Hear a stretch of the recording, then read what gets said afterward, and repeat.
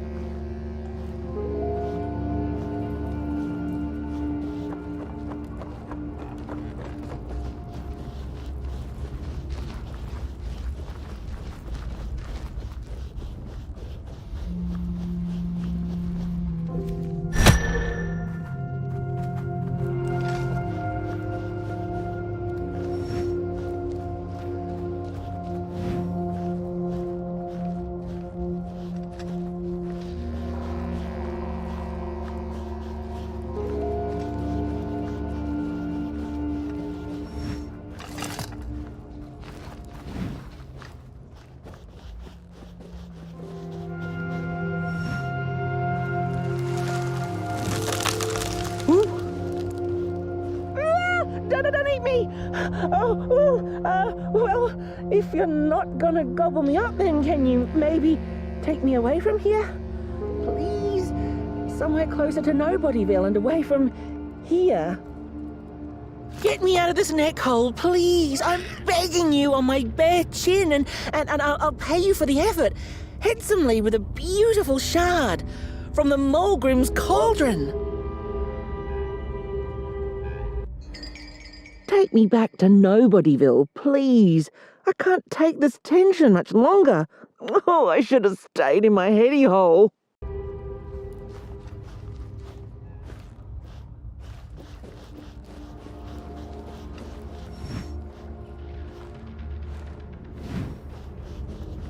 She's here!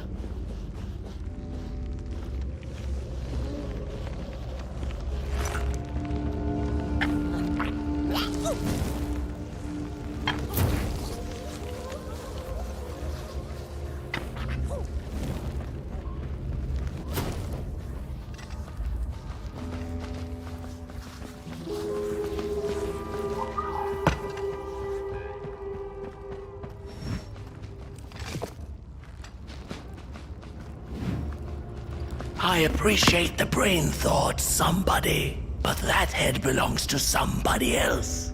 Oh, you must take us back to Headville, outside the swamps, from whence you came.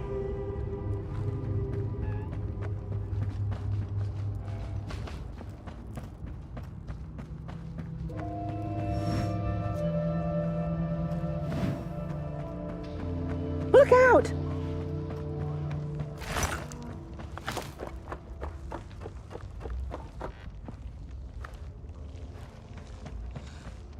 Watch out!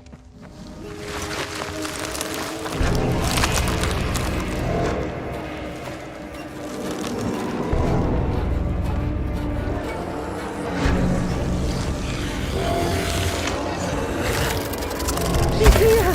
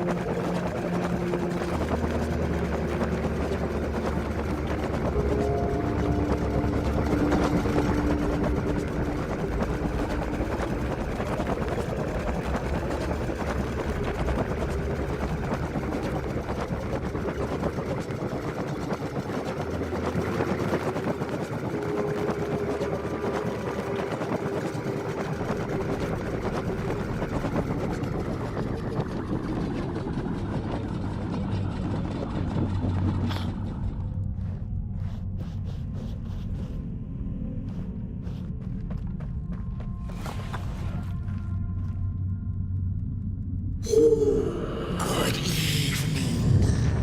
Or is it morning or afternoon? Hard to tell without a sun, isn't it? No, it is most certainly night, or moonbirds hooting wouldn't make sense at all. Speaking of sense, will you help an old bird find some in this story? Fire up these dusty murals in the right order, and you will receive a present, a little gift, yes. Bring fire to the story.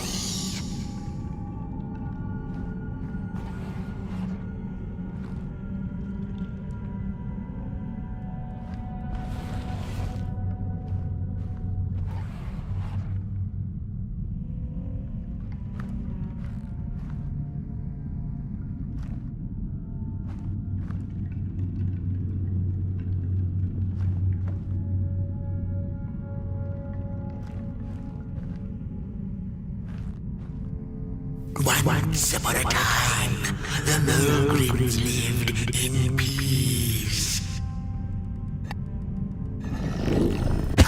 Once upon a time, the Mulgrims lived in peace.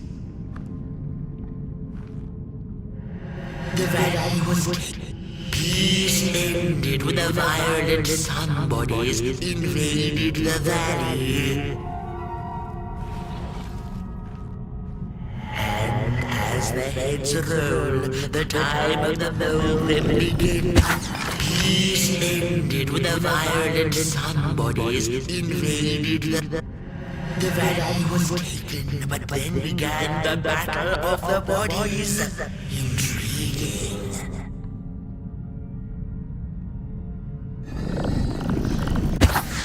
The valley was taken, but then began.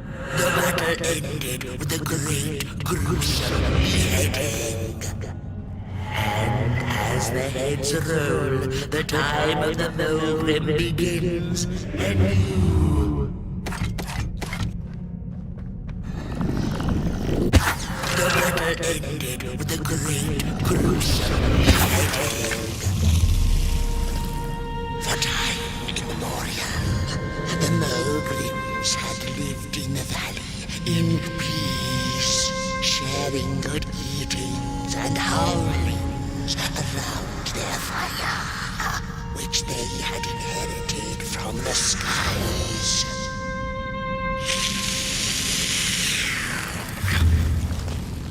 Then one terrible night came the violent somebodies. They hunted the Mulgrims for sport and took their fire for themselves.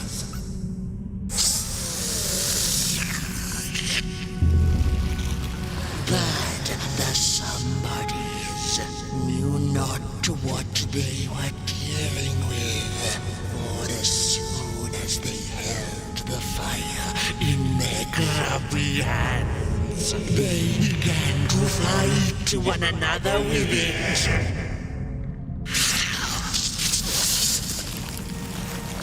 To save themselves from themselves, the cunning heads turned on their bodies and organized a great beheading. And so it was that somebodies became nobodies, and the bodies were exiled. A time of peace would ensue, or so the headlings thought.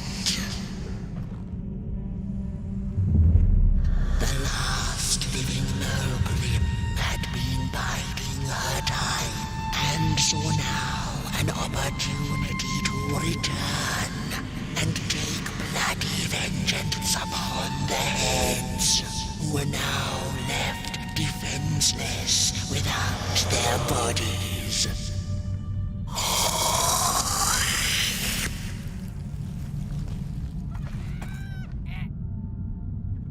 The time of the Mulgrim begins anew. A storied meal indeed. Moonbird thanks you for feeding her and proudly upholds the promise. A gift. A shard from the Mulgrim's own cauldron. It looked so shiny in the moonlight. Moonbird simply had to take it.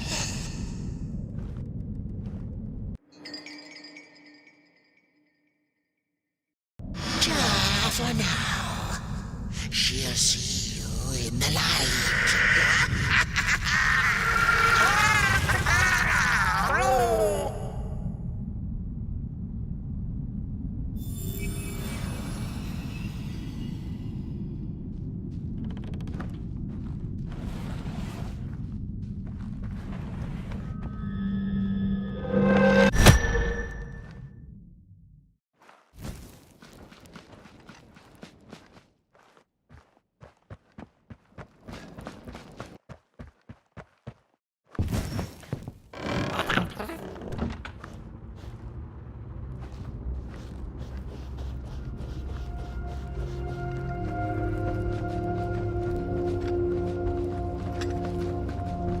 Watch out!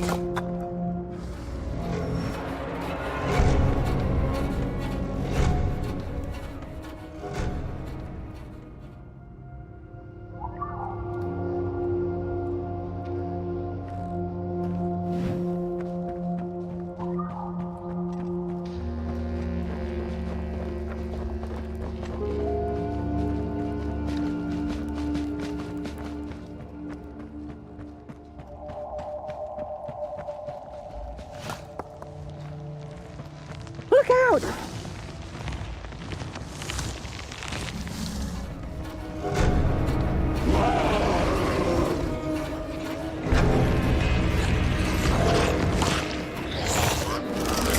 He sees us.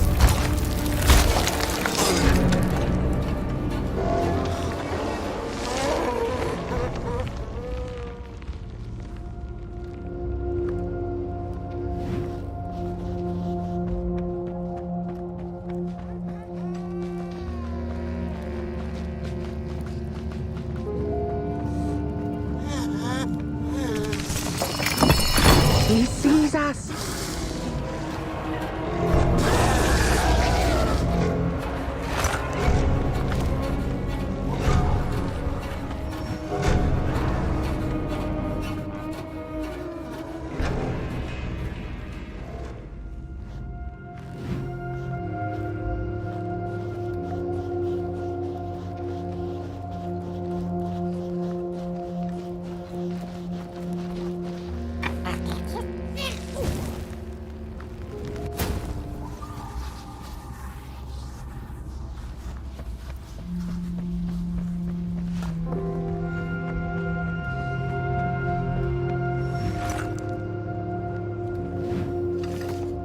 Phew, thanks for saving my neck. And I think I have a reward for you. A real treasure. Blech.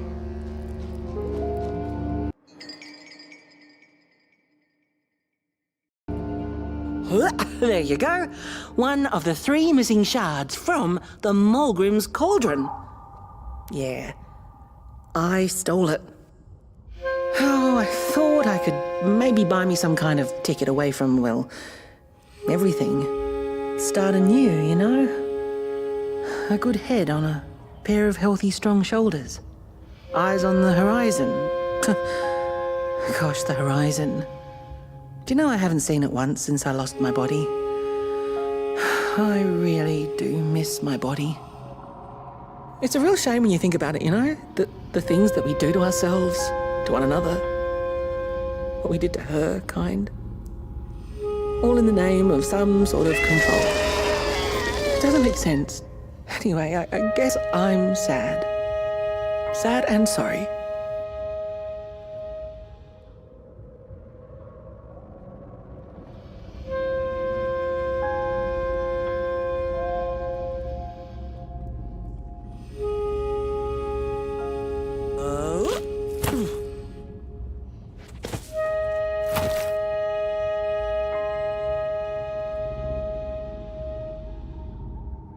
Hey, thanks. You're a great listener.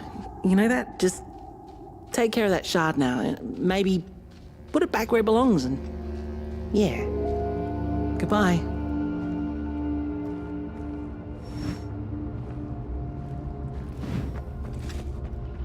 It's easy to lose one's head when everything you love is either gone, broken, or dead. Yet another forgotten swamp saying.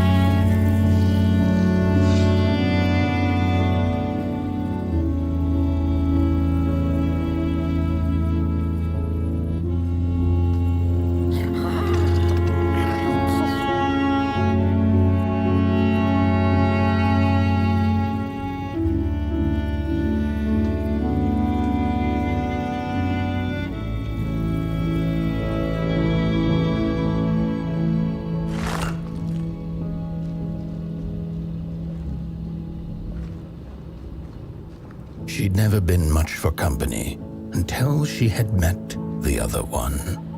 He had shimmering scales, an appetite for life, and carried a faint scent of rotting leaves she found irresistible. Oh, how they used to laugh at the distant stars, bitterly, together.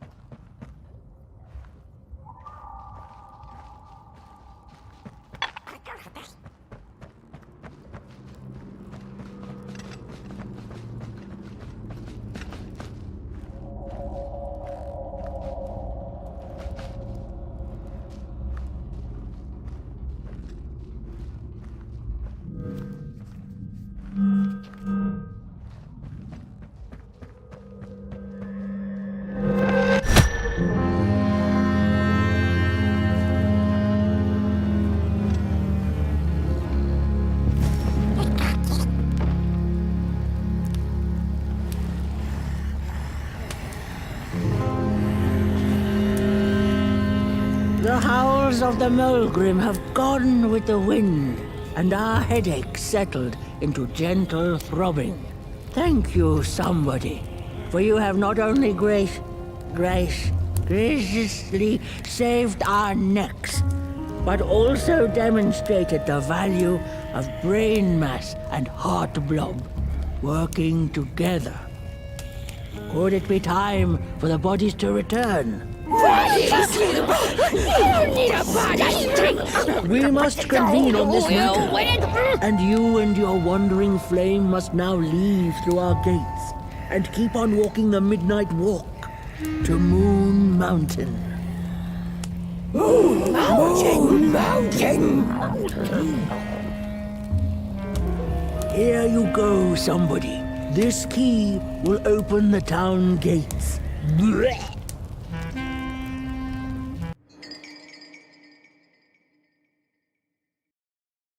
The mountain once again beckons, and the call is answered. Fare thee well, and take good care of your flame. The dark itself is hungry.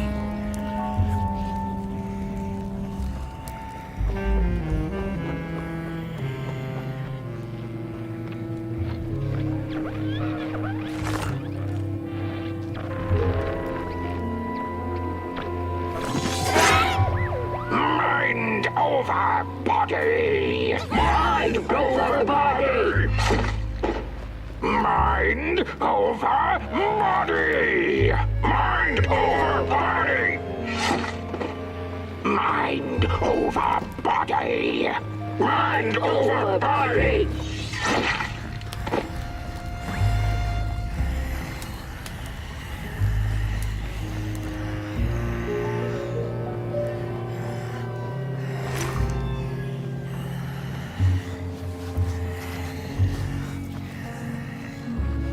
The bodies might be returning ahead now.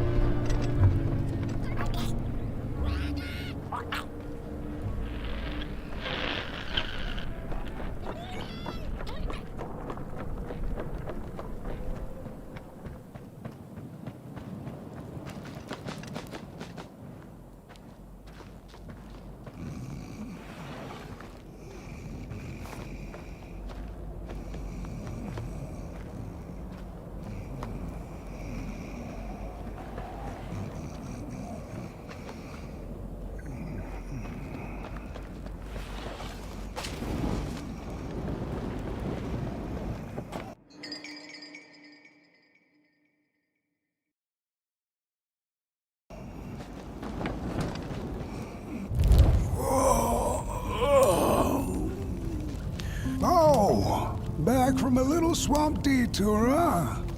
Hope the heads didn't give you too much trouble. At least your head looks attached to its shoulders and your friend's is, well, burning. So do not despair. Should you once again lose your way along the Midnight Walk, you're probably meant to.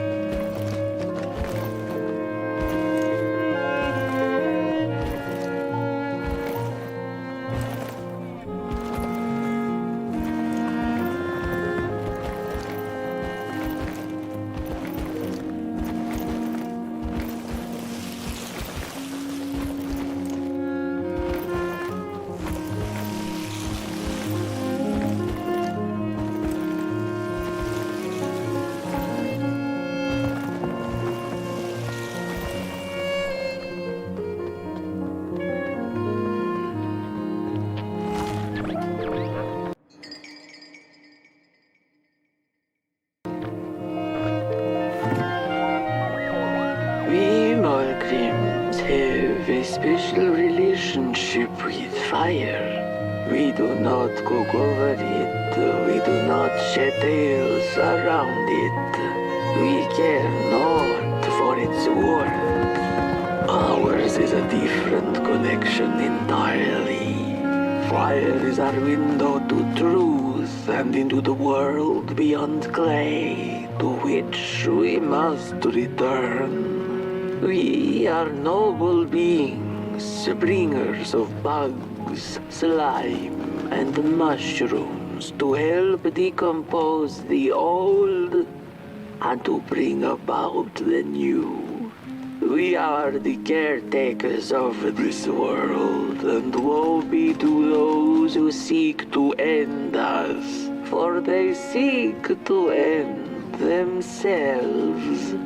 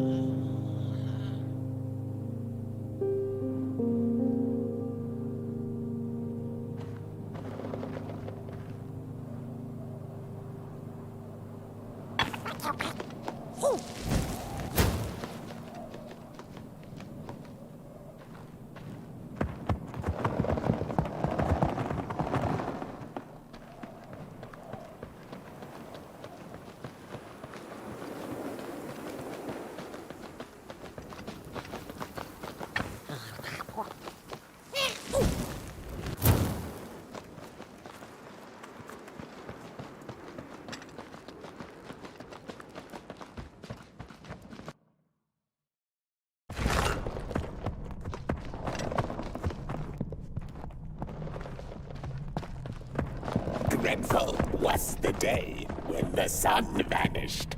The waters dried up, birds went quiet, and the dark itself seeped unchecked into the work table as the cold, chewed paper moon rose over the mountain. The night that followed would be long as the Midnight Walk.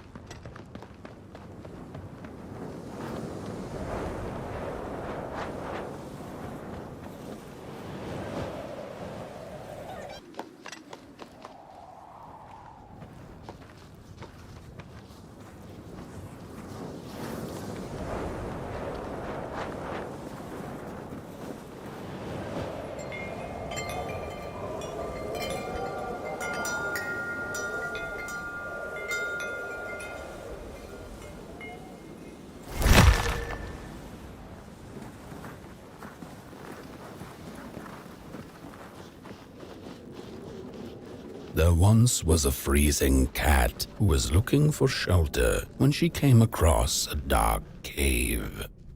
"Step into my abode," offered the dark.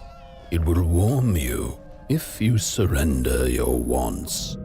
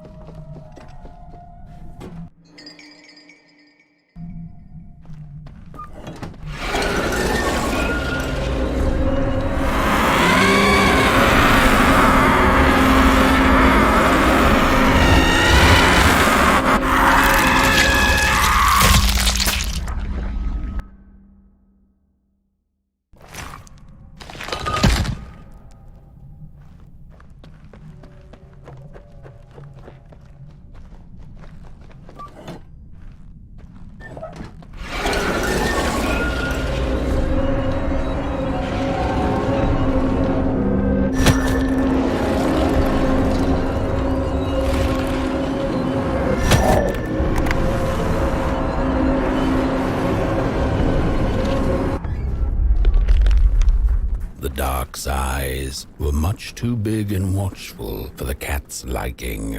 She went on to find warmth somewhere else.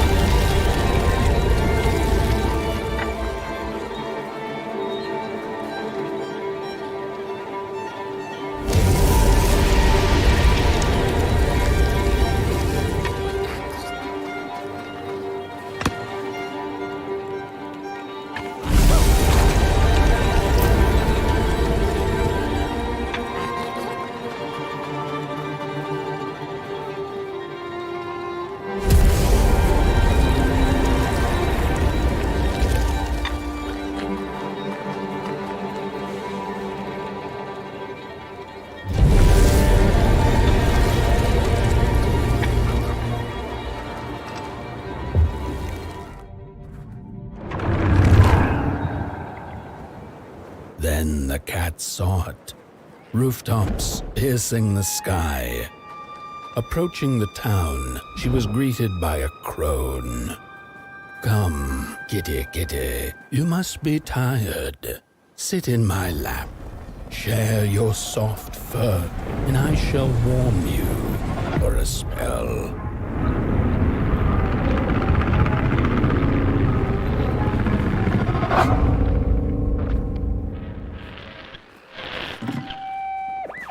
Hello, Mother.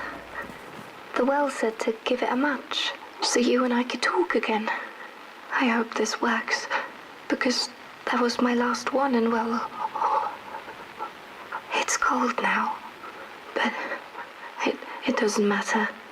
We can finally talk after everything. So, how are you? Do they have fire where you are? Not the hellish kind, I hope. Is Father there too? I think you should talk to him again. I know it doesn't seem like it, but I know he loves you still. I love you. Still. I can't feel my hands. I can't feel anything.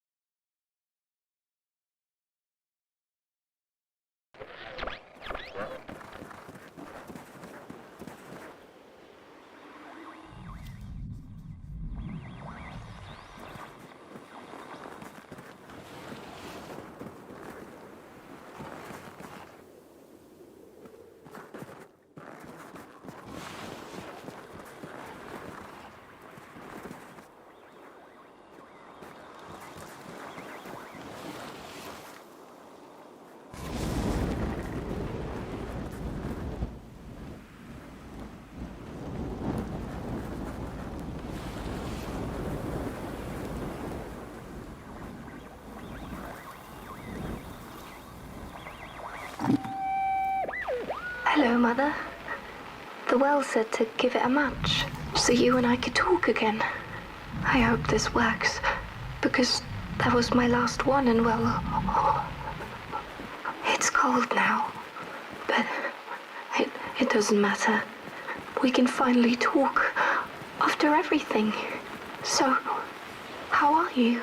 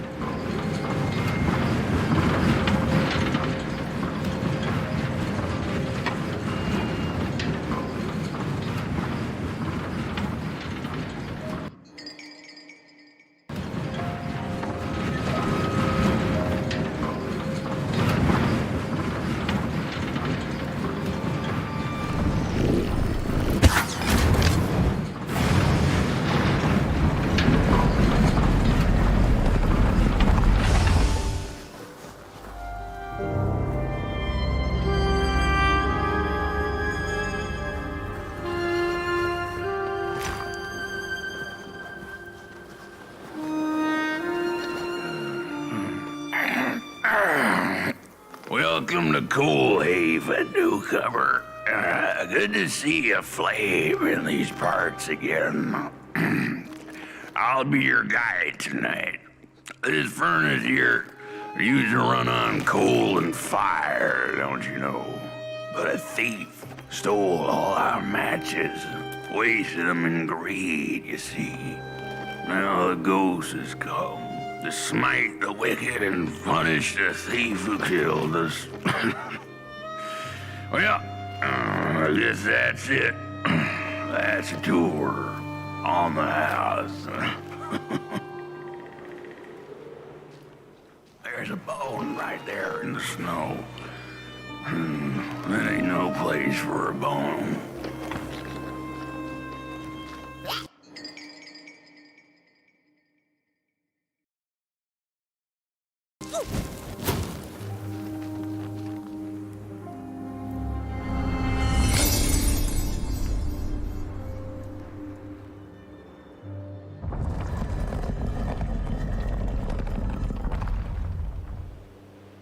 Oh, do you feel that?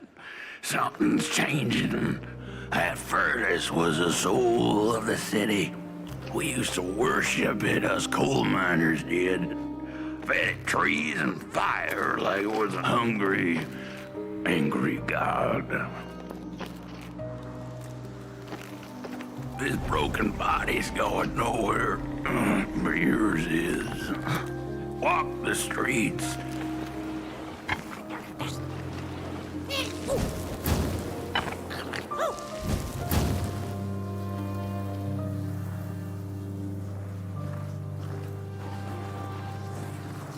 The cat didn't like the crone's crude pettings. Her hands tugged at her fur.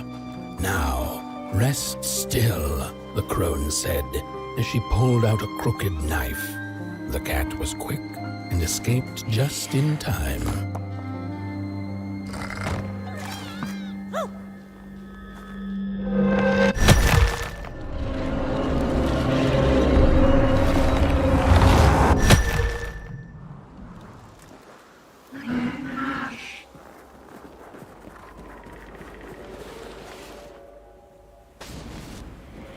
Listen for the bone.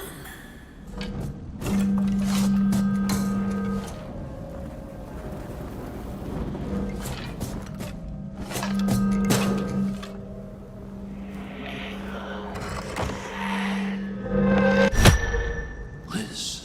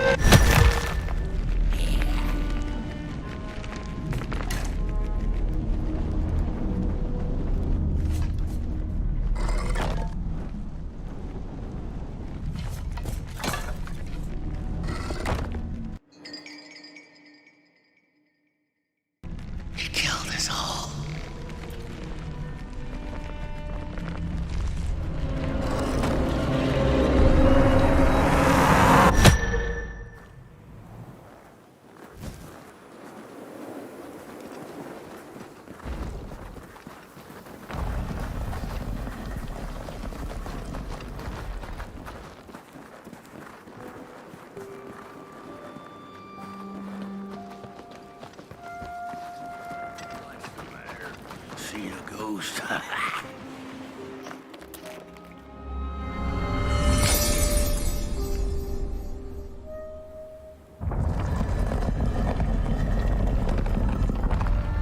The thief loved the stars.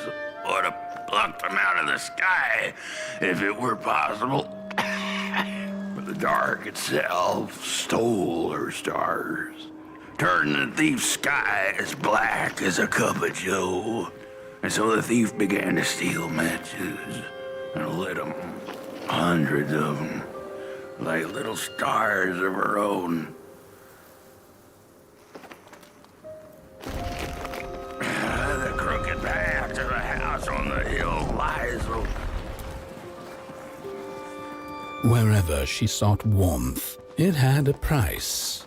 The miners needed the cat to get rid of the rats, and the vicar wanted her protection from bad luck. Bony hands reached out from all around her, trying to grab her. The bird matches lead to the house. Brothers and sisters, hunt down the thief. The matches. Follow the bird matches.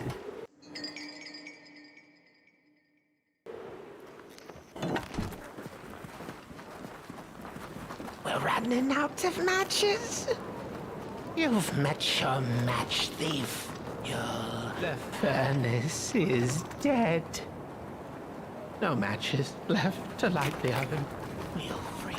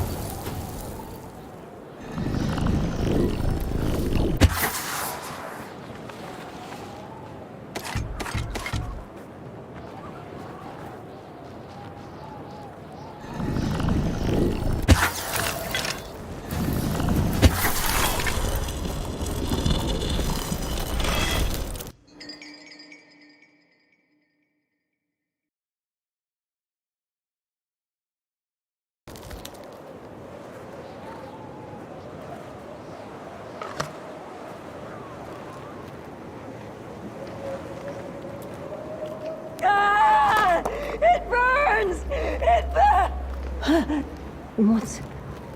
Oh, this isn't my body. The fire, did we snuff it out? Where's...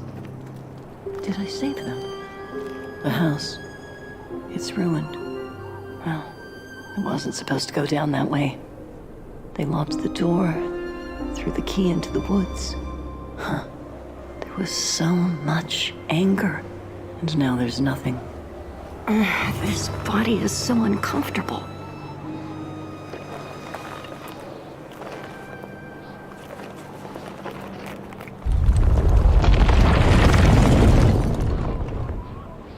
While I was in the black, I had a dream. There was a monster in the woods, with our door key dangling from its tail.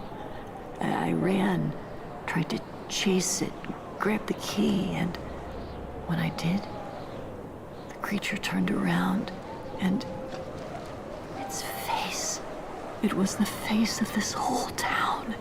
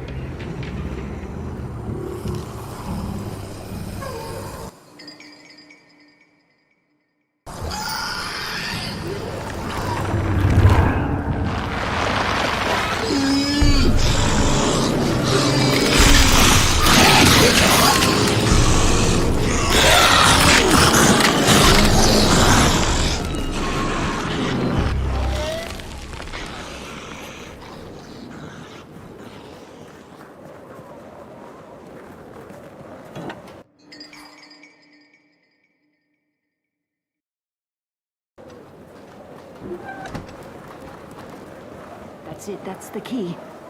Unlock the door. Please. I want to see my home again.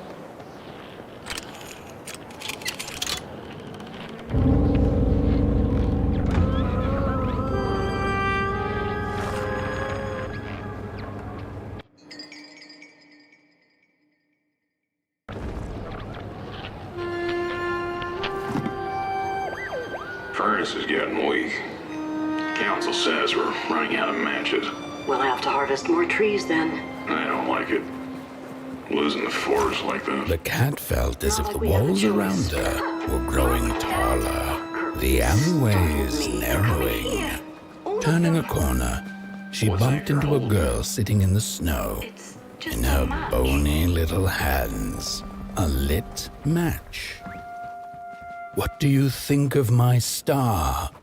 the girl asked. "Isn't it pretty?" The crooked path to the house on the hill lies open.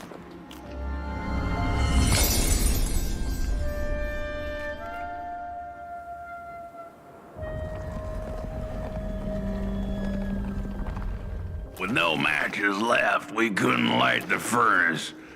And the thief paid a terrible price for her burning greed. As the furnace died, one by one, so did we. But before we perished, the dark itself moved into our hollow husk, turned us cold and wicked. If I had a heart, I'd feel great shame for what we did. I'd feel great shame for what we did. The old man feels it too. Should have been long dead with the rest.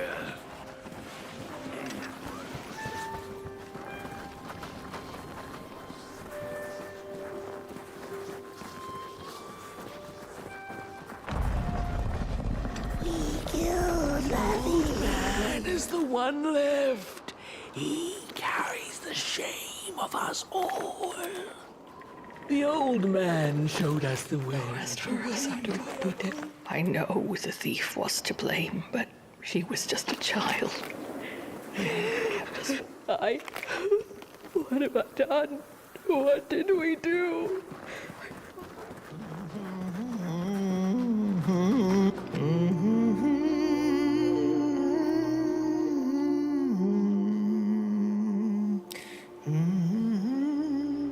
Oh, that voice.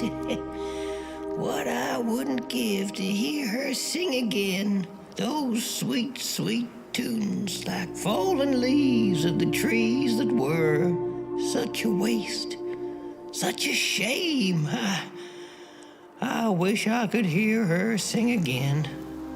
Just once. Just once. Oh, I know she stole from us. I know what she did to our town. But she could sing. This town's not much without fire, no. But it's even less without song.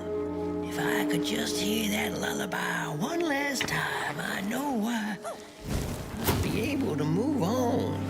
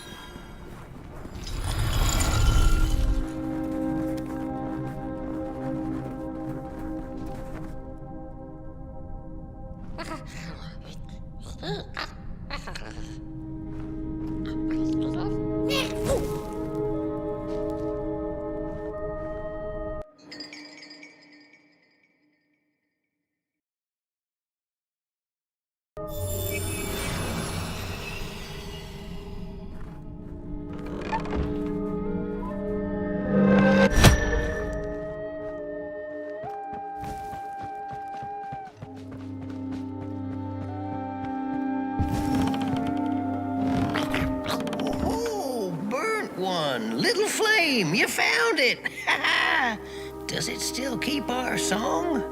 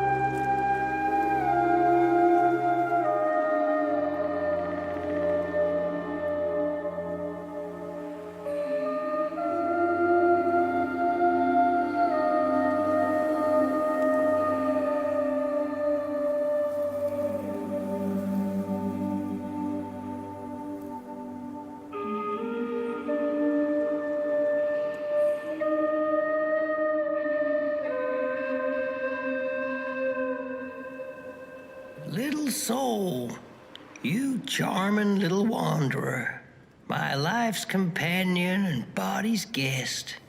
Where are you off to now? I don't know what I thought would happen.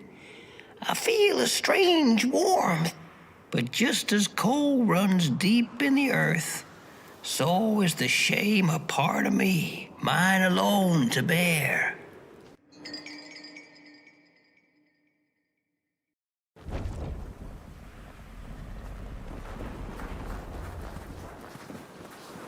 The girl offered her burning match, her last star, but the cat could tell she needed it all for herself. Grateful for her unconditional kindness, the cat left her to her ghosts.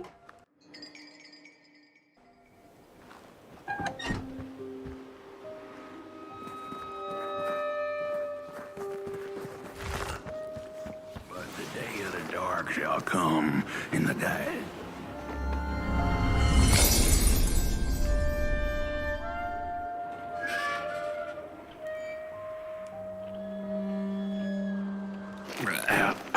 The door to the flame is open.